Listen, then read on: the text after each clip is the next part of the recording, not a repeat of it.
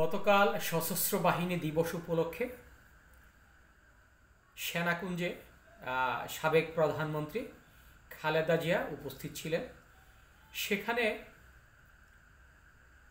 আরও এই অন্তর্বর্তীকালীন সরকারের প্রধান উপদেষ্টা ডক্টর ইউনূস এবং উপদেষ্টা মণ্ডলী সহ ছাত্র সমন্বয়ক, বিভিন্ন ব্যক্তিবর্গ, আর্মি অফিসার, অর্থাৎ বাংলাদেশে যারা নামকরা ব্যক্তিত্ব সবাই সেখানে উপস্থিত ছিলেন। এই দৃশ্যটা আওয়ামী লীগকে যতটা বিব্রত বোধ করেছে, আবার ঠিক এর বিপরীতে বিএনপিকে উচ্ছ্বসিত করেছে, আন্দোলিত করেছে এবং আনন্দিত করেছে, এবং তারা গর্বিত ছিল গতকাল সারা দিনটি। আজ সকালে ঘুম থেকে উঠেই দেখলাম যে ইউটিউব, ফেসবুক এবং ইনস্টাগ্রাম সহ বিভিন্ন চ্যানেলে একটি হেডলাইন করেছে, সেটা হচ্ছে এই শেখ হাসিনার রাতে ঘুম হয়নি। এই ঘুম হওয়ার কারণটা হয়তো আমরা জানি না, ঘুম হয়েছে কি না সেটা আসলে আমরা ইন্ডিয়া যে ভারতে যে দেখতে পারিনি, কিংবা তার সাথে যারা ছিল তারা হয়তো দেখতে পেরেছে তার ঘুম হয়েছে কি না। তবে এই কথাটির অর্থ হচ্ছে কিছুটা আপনার উস্কানিমূলক কথা, কিংবা এই কথাটা ওই ওবায়দুল কাদের যেমন বলতেন, কিংবা হাসান মাহমুদ বলতেন যখন একটু খোঁচা মেরে, সেই খোঁচাটা হয়তো আজকে যারা ইউটিউবার ছিলেন, যারা কন্টেন্ট ক্রিয়েটর এবং যারা এই বিভিন্ন চ্যানেলের সাংবাদিকতা করে তারা এই কথাটা বলেছে। আসলে ঘুম না হওয়ারই কথা। যে ব্যক্তিটি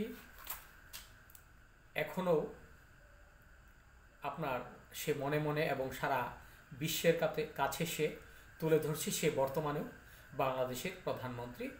আর খালেদা জিয়া সে দীর্ঘদিন কারাভোগ করার পরে তিনি এখনও ক্ষমতায় যেতে পারেনি। তাকে নিয়ে গতকাল যেভাবে উচ্ছ্বসিত ছিল আপনার অন্তর্বর্তীকালীন সরকারের প্রধান ডক্টর ইউনূস তার সাথে খুব হেসে কথা বলেছে এবং অত্যন্ত নতজানু হয়ে এই বাংলাদেশের অনেক বড় বড় ব্যক্তিত্বরা তাকে সালাম দিয়েছে, তাকে তার সাথে কথা বলেছে, তার সাথে আলোচনা করেছে। সেই দৃশ্যটা আসলে দেখার মতো ছিল। খালেদা জিয়াকে আমরা দেখেছি অত্যন্ত আনন্দিত, উচ্ছ্বসিত এবং উদ্বেলিতভাবে তিনি কাল সারাটি দিন কাটিয়েছেন।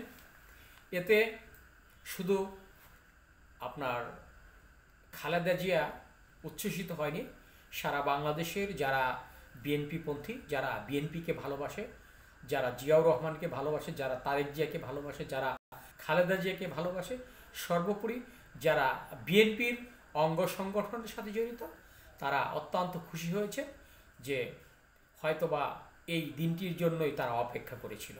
আজকে কয়েকটা ইউটিউবে বলাও হয়েছে যে এই দিনটির জন্যই কি আমরা অপেক্ষায় ছিলাম।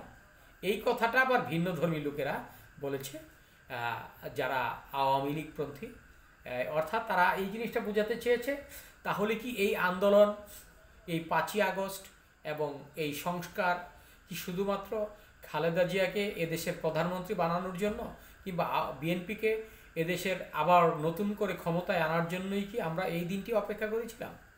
ভাই, হতেও পারে। তার কারণ হচ্ছে এই মুহূর্তে আওয়ামী লীগ মাঠে নেই, তিনি মাঠ থেকে অনেক দূরে। তার নেতাকর্মীরা বিভিন্ন হামলা মামলায় এই মুহূর্তে পলাতক। এখন বর্তমানে তারা একেবারে ডুব দিয়ে বসে রয়েছে, কখন কি হয়ে যায় বলা যায় না। সব কিছু মিলে এখন এই আওয়ামী লীগের যে পরিস্থিতি, এই পরিস্থিতিতে তারা কেউ কথা বলতে পারছে না। যেমন বলতে পারেনি যখন আওয়ামী লীগ ক্ষমতায় ছিল বিএনপির নেতাকর্মীরা, তখন তাদেরও একই অবস্থা ছিল।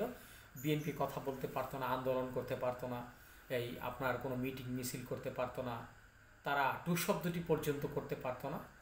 এখন কিন্তু বিষয়টা একেবারে ভিন্ন। একটু আপনার 90 ডিগ্রি আপনার অ্যাঙ্গেল হয়ে এখন বর্তমানে আমরা যেই দৃশ্যটা দেখতে পাচ্ছি যে এই শেখ হাসিনা এখন কারাভোগের চেয়েও বেশি যন্ত্রণায় আছেন। তিনি বাংলাদেশ থেকে অনেক দূরে এখন, তিনি কথা বলতে পারছেন না। আপনারা জানেন যে অন্তর্বর্তীকালীন সরকারের প্রধান বলেছে যেন শেখ হাসিনা এই ইন্ডিয়া থেকে জানি কোনো বার্তা না দেয়, এবং তাকে এই বার্তা দিতে ইন্ডিয়াকে বারবার নিষেধ করেছেন যাতে এই বার্তাগুলো প্রকাশ না করা হয়। এমনকি তিনি যতবার এই আপনার ফোনের মাধ্যমে আলোচনা করেছেন ততবারই তিনি যেই সব কথাবার্তা বলেছেন, আসলে আমি সেটা আমার মুখ দিয়ে বলতে চাচ্ছি না, বাংলাদেশের সবাই জানে তিনি কিভাবে কথা বলেছেন এবং এই বাংলাদেশের মানুষকে কি বোঝাতে চেয়েছেন। আসলে এখন বর্তমানে কেউ বোকা না, এই বাংলাদেশের 95% মানুষ এখন শিক্ষিত এবং এদেশের রাজনীতি বোঝে, এদেশের মানুষকে চিনে, এদেশের সকল নেতৃবৃন্দকে চিনে। এমন পর্যায়ে আসলে কেউ কাউকে ধোঁকা দেওয়ার কোনো সুযোগ নেই। এই মুহূর্তে কেউ কাউকে প্রতারণা করার কোনো সুযোগ নেই। এই মুহূর্তে কেউ কারো থেকে কোনো কিছু আপনার যদি কোনো রকম আক্রমণাত্মক না হয়, কোনো সেনাবাহিনী কিংবা তার পুলিশ বাহিনী দিয়ে কোনো রকম কিছু না করানো হয়, কণ্ঠ চেপে আপনার কণ্ঠ রোধ করা না হয়, তাহলে মানুষ এখন সব কথা বলবে, কথা বলছে। 5ই আগস্টের পর বাংলাদেশের যারা সাধারণ মানুষ ছিল তারা কথা বলতে শিখেছে, কথা বলছে। এই মুহূর্তে আমিও বলছি। সর্বোপরি যে কথাটা বলতে চেয়েছি সেটা হচ্ছে এই মুহূর্তে এই আওয়ামী লীগ যতটা লাঞ্ছিত, বিএনপি অতটা উচ্ছ্বসিত, এবং তারা প্রতিটি ক্ষেত্রেই আপনার বিভিন্ন আন্দোলন করছে এবং আলোচনা করছে, সমালোচনা করছে, মানুষের পাশে যে দাঁড়াচ্ছে।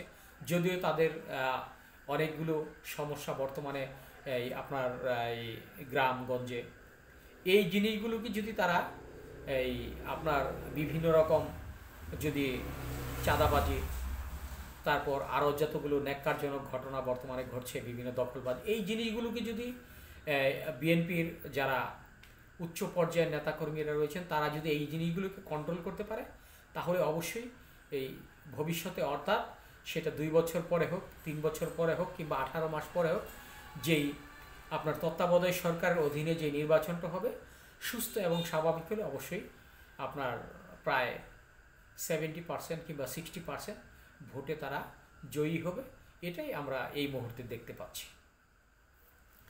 আর যদি তাদের সেই এই অন্তর্বর্তী সমন্বয়করা যেভাবে বলেন যে একজনের কাছ থেকে আবার আরেকজন এখন কেড়ে খাচ্ছে, এখন যদি এরকম হতে থাকে তাহলে হয়তো বিএনপির জন্য একটি দুঃসংবাদ।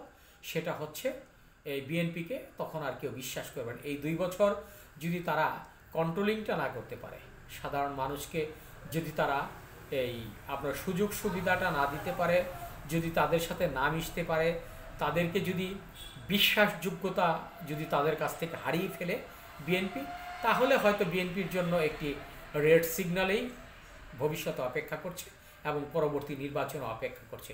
এটাই আমাদের চোখের সামনে ভেসে উঠছে, এটাই আমরা দেখতে পাচ্ছি। আমরা আশা করব যে আমরা কাউকে ছোট করে নয়, আমরা আন্দোলনের মাধ্যমে, সত্যিকারী ভোটের ব্যালটের মাধ্যমে আমরা যে কোনো দলকেই ক্ষমতায় নিয়ে আসতে চাই।